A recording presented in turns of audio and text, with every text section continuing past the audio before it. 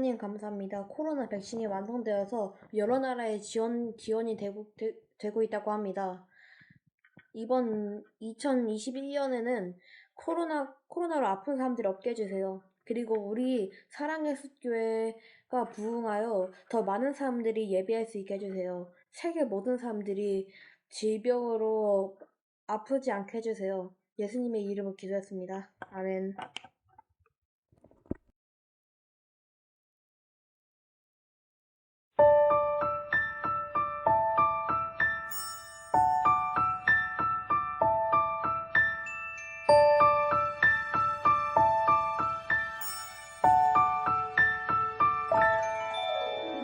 나는 전능하신 아버지 하나님 천지의 창조주를 믿습니다. 나는 그의 유일하신 아들 우리 주 예수 그리스도를 믿습니다.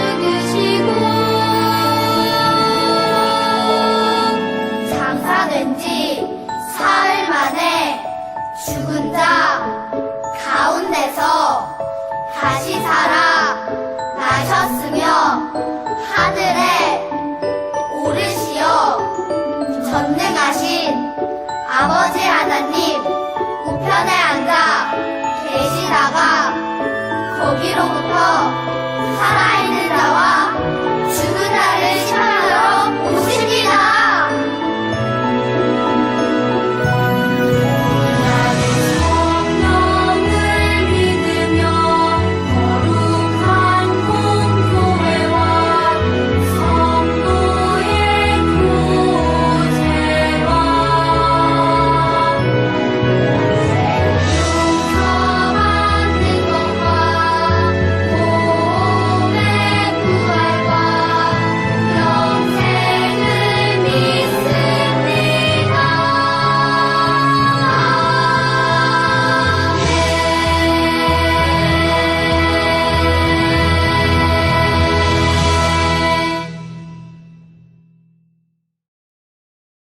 상 14장 12절 말씀. 패하시고 다윗을 왕으로 세우시고 증언하여 이르시되 내가 이새의 아들 다윗을 만나니 내 마음에 맞는 사람이라 내 뜻을 다 이루리라 하시더니 시편 23장 1절부터 3절 말씀.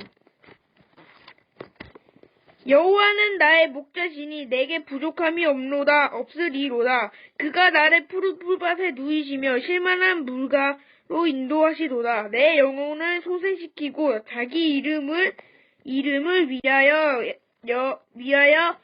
예의 길로 인도하시도다. 아멘. 친구들, 한 주간 잘 지냈나요?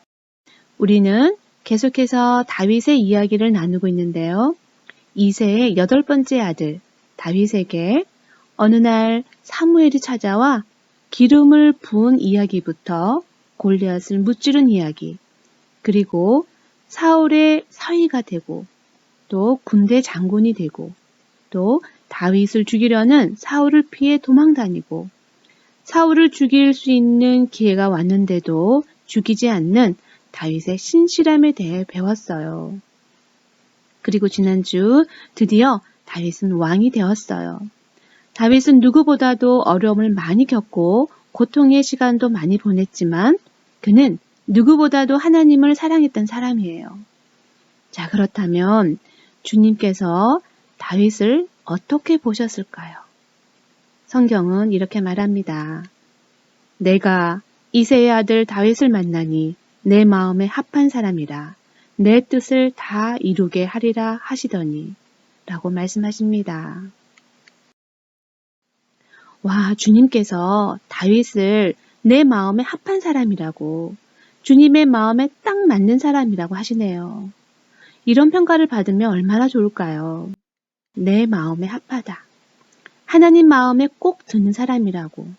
어떻게 그럴 수 있을까요? 우리는 성경의 수많은 사람의 이야기를 이미 들었어요. 하지만 다윗처럼 하나님의 마음에 합한 사람은 별로 없었어요. 모두 부족했지만 하나님의 은혜로 살아간 사람들이었어요. 하지만 다윗에게는 무언가가 있었어요. 물론 다윗도 완벽한 삶을 살았다는 것은 아니에요. 하지만 그에게는 하나님의 마음을 감동하게 한 어떤 부분이 있었어요. 하나님의 사랑을 입은 이유가 있었죠. 오늘 왕이 된 다윗, 그가 하나님의 마음에 합한 사람이 된 비결에 대해서 이야기를 나눠보려고 합니다. 먼저 다윗은 엘라 골짜기 앞에 서 있어요. 다윗은 골리앗을 쳐다보고 있고 돌멩이를 만지작거립니다. 그의 눈은 당당하게 짝이 없어요. 하지만 이 장면은 달걀로 바위치기 같아 보여요. 불리한 상황이지만 다윗은 하나님을 조롱하는 거인 골리앗을 바라봅니다. 그리고 물매를 던졌어요. 다윗은 만군의 하나님 여호와의 이름이 조롱당하는 것을 견디지 못해 싸움에 나섰어요. 여러분이 성령을 받은 사람이라면 하나님의 이름이 조롱당하고 세상에서 비웃음을 당할 때 거룩한 분노로 분노하고 거룩한 슬픔으로 슬퍼하며 기꺼이 여호와의 이름을 위해 싸울 수 있어야 합니다. 다윗은 골리앗이 조롱하는 만군의 여호와 이름으로 나아갔고 승리했어요. 그가 하나님의 이름을 귀중히 여겼고 하나님의 영광을 최우선 순위로 놓을 줄 아는 사람이었기 때문이죠. 두 번째 장소는 광야의 동굴 속입니다. 다윗은 사울을 피해 도망하는 중이죠. 거기서 다윗은 무릎을 꿇고 기도하고 있어요. 그리고 다윗이 얼마나 기도했는지 우리는 잘 알고 있어요. 다윗은 항상 기도했고 항상 하나님께 물었어요. 그는 사울을 피해 도망 다닐 때도, 블레셋에서 망명했을 때도, 사울이 죽었을 때도, 헤블론으로 내려갈 때도, 순간순간마다 다윗은 늘 하나님께 물었어요. 다윗이 기도할 때는 승리하고, 기도를 멈추면 실패하고, 기도하기 전에는 그 싸움은 여러분의 싸움이었어요. 하지만 기도하는 순간 그 싸움은 하나님의 싸움이 됩니다. 물론 하나님께서 무조건 내 말대로 하신다는 건 아니죠. 하지만 기도하는 사람은 지지 않습니다. 하나님의 뜻을 알고 길을 보여주시기 때문에 나를 위해 일하시는 하나님 앞에 서 있기 때문이죠. 이번에는 세 번째 장소 예루살렘 성이에요. 다윗이 춤을 추고 있어요. 헤블론에서 유다의 왕이 된 다윗은 7년 뒤 온 이스라엘 왕이 되어요. 그리고 여보수 족속이 거주하고 있던 시온성을 정복하여 다윗성이라고 이름하게 됩니다. 이렇게 날마다 강성해지고 모든 전쟁에서 승리하여 블레셋조차 덤벼들지 못하는 이 시점에 한 가지 일이 마음이 쓰였어요. 그것은 바로 법궤에 관한 것이었어요. 다윗은 새로운 수도로 법궤를 가져오기로 합니다. 시온은 단순히 다윗이 통치하는 곳이 아니라 하나님이 다스리는 곳이며 하나님을 경배하는 곳이 되어야 된다고 생각했기 때문이죠. 예루살렘에 왕의 보좌만 있는 것으로 충분하지 않고 하나님의 법궤가 있어서 하나님이 통치하셔야만 된다고 생각했어요. 하나님의 통치, 하나님의 다스림, 그리고 임재. 법궤. 우리 친구들도 기억할 거예요. 모세 시대에 만들어져 성막 지성소에 보관했던 언약궤 말이에요. 이 언약궤는 엘리 시대의 블레셋에 빼앗겼다가 기적적으로 이스라엘 땅으로 돌아오긴 했지만 법궤를 사람들이 들여다봤다가 70명이나 죽었어요. 그 뒤 기럇 여아림이란 곳에 임시 보관하게 되었죠. 그런데 다윗의 법궤 이송 작전은 생각처럼 쉽지만은 않았어요. 다윗은 늙은 제사장 아미다답의 두 아들 우사와 야후에게 법궤를 가져오는 일을 맡겼어요. 우사와 야후는 황소가 끄는 짐수레를 준비했고 야후가 앞장서서 황소를 끌고 우사는 수레 옆에서 따라갔어요. 그런데 법궤가 가는 길에 황소가 무언가에 놀라서 뛰다가 수레가 한쪽으로 기울어졌어요. 법궤가 미끄러져 떨어지기 직전이었죠. 우사는 반사적으로 법궤가 떨어지지 않도록 손으로 붙잡았어요. 그 순간 벼락을 맞은 것처럼 죽고 말았어요. 베레스 우사, 여호와께서 우사와 충돌하셨고 그만 우사는 죽고 만 겁니다. 자, 이런 일이 생기자 다윗은 언약궤를 모셔오는 일을 멈추고 말아요. 자, 우리는 곰곰이 무엇이 잘못되었는지 생각해 봅니다. 하나님의 명령을 무시하고 법궤를 수레에 끌고 편안하게 오려한 것이 잘못이라는 것을 깨닫게 되어요. 다윗은 레위인과 예배자를 모았고 무려 25km를 도보로 법궤를 이동시켰어요. 이번에는 법궤를 어깨에 메고 6걸음을 걸은 뒤 번제를 드렸어요. 편리함 대신 희생의 제사를 드렸죠. 서두르는 대신 하나님께서 말씀하시는 대로 순종하며 이동을 시켰습니다. 그리고 온종일 걸어 예루살렘에 마침내 도착했을 때 다윗은 기뻐서 옷을 벗겨지도록 춤을 추었어요. 다윗은 기쁨을 이기지 못해 춤을 추었죠. 자, 다윗이 하나님의 마음에 합한 사람이라 칭함을 받은 이유는 명확히 이것 때문이라고 생각합니다. 하나님을 향한 사랑의 열정, 주님 앞에서 춤을 출 수 있는 사람. 바로 하나님만 기뻐하고 하나님만 사랑했기 때문이죠. 친구들, 다윗은 시편 23편에 이렇게 노래합니다. 여호와는 나의 목자시니 내게 부족함이 없으리로다. 그가 나를 푸른 초장에 누이시며 쉴만한 물가로 인도하시는도다. 내 영혼을 소생시키시고 자기 이름을 위하여 의의 길로 인도하시는도다. 다윗은 하나님 한 분으로 만족하고 하나님 한 분이 계시니 부족함이 없다고 고백하는 사람이었어요.